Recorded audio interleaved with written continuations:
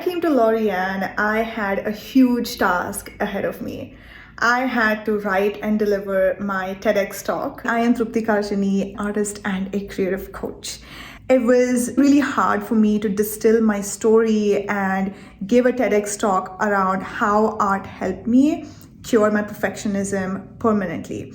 That's how I arrived at Laurie-Ann's doorstep. So Laurie-Ann actually came highly recommended to me by my business coach and a few other business friends that I have. I have to say that their recommendation was absolutely right because within the first meeting, she got me completely relaxed around my TEDx talk and got me to start writing my TEDx talk. She looked through my draft and gave me really important feedback points that helped me polish my TEDx talk. So this was important for me to have Laurie-Ann as a coach to work with because it really helped me to have a soundboard to discuss my ideas and to get feedback. It's now on YouTube, and I really enjoyed the time that I worked with Laurie-Ann.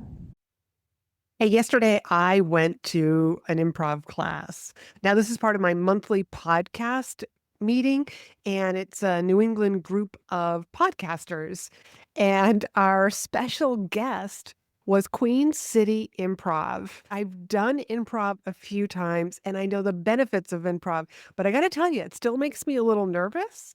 And I did almost consider not going. Today, I want to share with you some of the lessons that I learned from this particular session on improv and how you could benefit from thinking more about improv and maybe even taking a class yourself.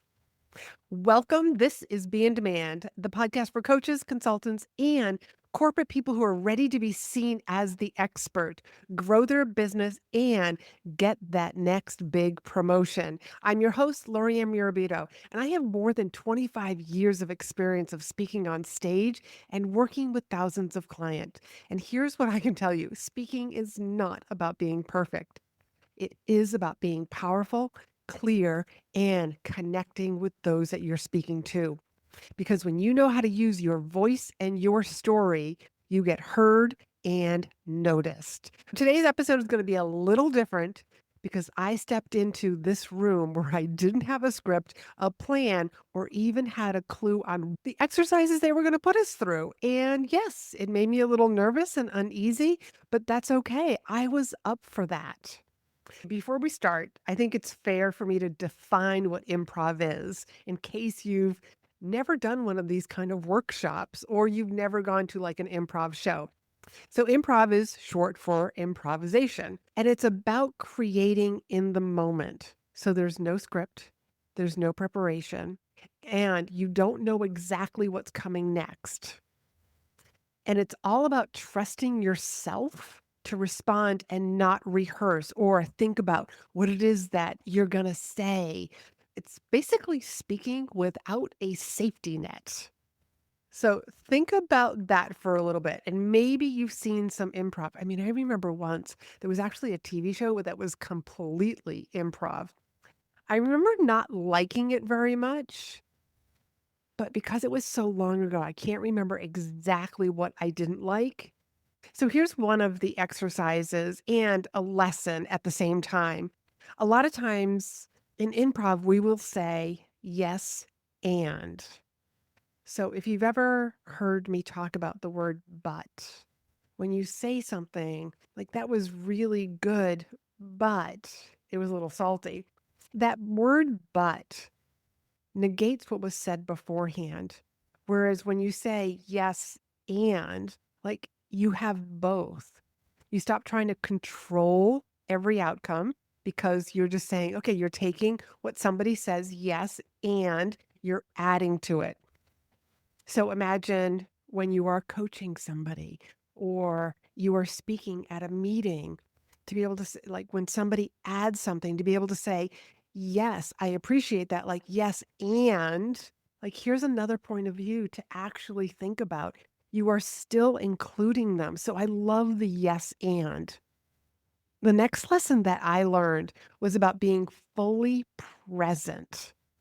You cannot, I'm going to use the word, and I'm doing this like in air quotes, play this game, but which is basically the improv exercises, if you're not fully present. fully present with the person who is speaking that you have to respond to. So there were a couple of exercises, and I goofed up one of them, by the way. We had everybody like in a big circle, and we started off with a word, and it was just like, what's the first word that comes to mind? And they started, and I was about 4 people in, and I should have responded to the person right in front of me, but the initial word, I had, like, a word that came to my mind, like, it could be apple, and then I was probably thinking pie. This is not exactly true, but I'm just giving you an example, and the person in front of me could have said something like cooking classes. Well, yeah, pie kinda goes with it, but I know deep down inside that I was responding to the initial word and not the word that the person next to me gave to me, because then my word had to be given to the next person that was sitting on my other side. So you really have to be fully present. The second exercise where we went around the entire group, very similar, but the gentleman said, "Don't give us your first word. Give us the second word." And so that one, I actually had to say it out loud, and I noticed that I was the only person who did this out loud. I was like, "My first word is this," which helped me come up with my second word, and then I passed that on to the next person. So you have to be fully present and really listening to your thoughts, listening to what you have been given. So you don't always have the whole plan. You just have this next line. This is another one of the lessons that I learned. You don't have to know the whole thing. Like none of us could predict how each exercise would end. We just knew here's the line that I've been given, and here's my next line. Here's what I'm adding to this. And it starts to feel a little silly, and you could see the group warm up. We started to really get into this more. People were laughing. We were enjoying ourselves. I mean, seriously, like I wanted them to come back sometime in the near future. But this also brings up a really good point about like what I speak on. And it's not about perfection, but it is about being right here, right now, in the moment, so that you can answer questions, so that you can give the audience exactly what they need. You only find your voice when you start using it. You can't wait for your voice to show up or your beliefs to show up. Sometimes you have to start speaking and start sharing your thought leadership so that you can find, like, you can manage to get through all the clutter and actually know what it is that you believe in, what it is that you value, what it is that what's the story that you want to be sharing with people. Hey, I just want to pause here for a moment. You can know your material inside and out and still feel your confidence drain the second all eyes are on you. You're prepared, you're rehearsed, and the moment that it matters, something gets in the way. That something is what I help my clients fix. Because confidence when speaking isn't about knowing more, it's about trusting yourself in the moment, and that's a skill that you can build. If you're tired of walking out of rooms feeling like you left your best thinking at the door, then let's talk. Book a speaker success call. That link is down below. I'd love to hear what's going on and show you what's possible for you. Now back to the show. Another one of the exercises that we did, it was back and forth with a couple of people. And this lesson was really about making your partner look good. Because when you're doing improv, your job is to support the other person.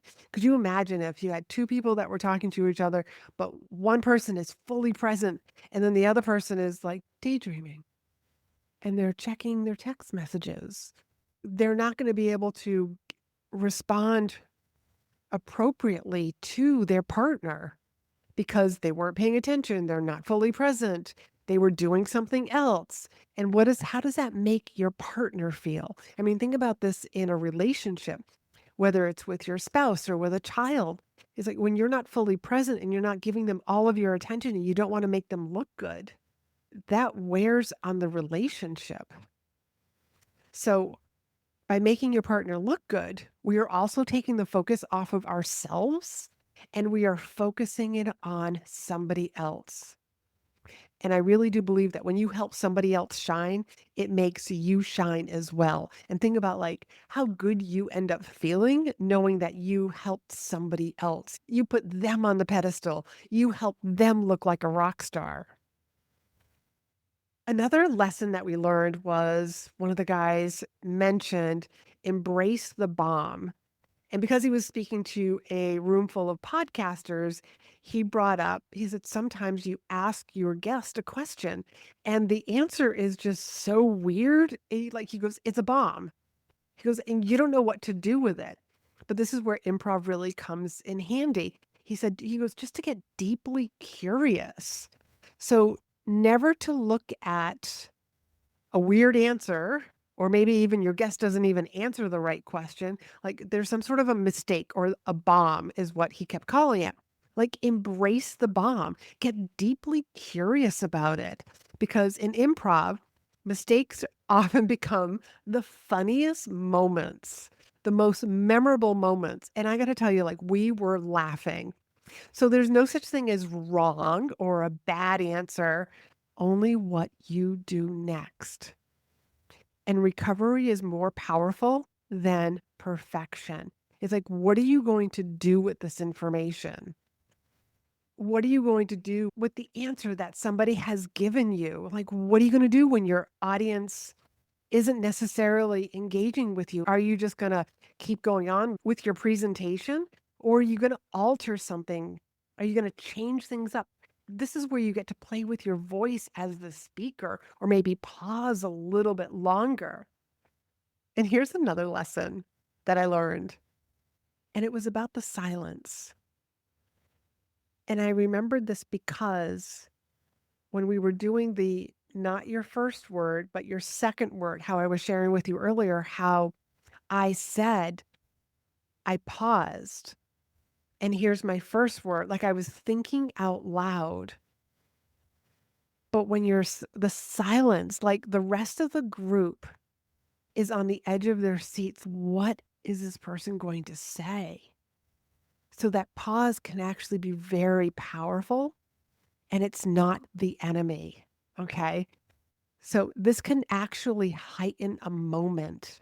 The way that this relates to the work that I do is, and I say this all the time, you don't have to fill all the space with all the words. I mean, yes, you probably hear me speaking on this podcast and I'm filling a lot of space. There aren't a whole lot of big pauses and gaps because this is audio. And if you can't see me, you're going to like look down at your phone, look down like in your car, like wherever it is that you're listening to this and wonder, did I lose the connection? Which can take you off track. But silence is never an enemy. It's never a bad thing. It actually can be so darn powerful. So here's what I want you to do this week as this is like your mini exercise. The next time you're in a conversation with anybody, I just want you to try this. Respond with yes and. Instead of redirecting somebody, redirecting the conversation or correcting the conversation, yes and. Let them feel like what they said was still important. This is a part of improv, okay? And you have to be fully present and listening at the same time. So that is the mini exercise that I want you to do. So I hope that you enjoyed this episode, and this was a little bit different. And I would love to hear your thoughts. Feel free to send me a DM. There are people who have been DMing me over on Instagram and LinkedIn, and you know that it's me that's replying and not some bot or some team member. So until next week, I want you to be in demand. Hey, I just want to pause here for a moment. You can know your material inside and out and still feel your confidence drain the second all eyes are on you. You're prepared, you're rehearsed, and the moment that it matters, something gets in the way. That something is what I help my clients fix. Because confidence when speaking isn't about knowing more, it's about trusting yourself in the moment, and that's a skill that you can build. If you're tired of walking out of rooms feeling like you left your best thinking at the door, then let's talk. Book a speaker success call. That link is down below. I'd love to hear what's going on and show you what's possible for you. Now back to the show.